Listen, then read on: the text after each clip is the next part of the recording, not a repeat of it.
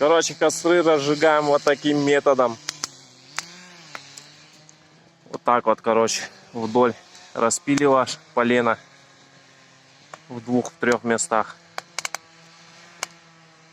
Туда отработки, перемешанную с бензином, наливаешь и зажигаешь. Вот она вот так вот горит. Сейчас вот в эту кучу его закину. Ну и сверху дровами еще сухими накидаю. Потом можно уже сырыми закидывать. И оно постепенно разгорается. Потом куча начинает гореть. Потом на мелко все тут кромсаешь, крошишь пилой. И все, куча должна загореться.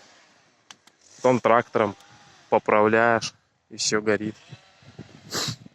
Ну, в морозы вообще нормально горит. Когда сырая погода, снег идет, там сырой или такая, атмосферное давление меняется, вот тоже плохо разгораются костры. А так в морозы вообще горят отлично.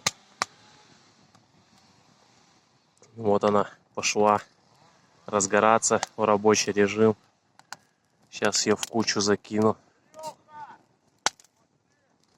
Валите давайте!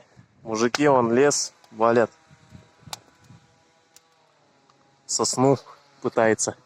Но я думаю, что она у них нихуя не упадет.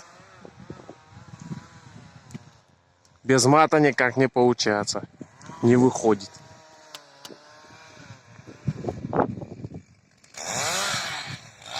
Сейчас посмотрим, Толян сопрет дерево, нет?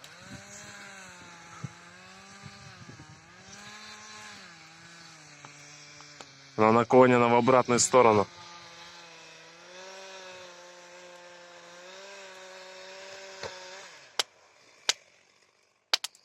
Толян не справился. Дерево пошло в другую сторону.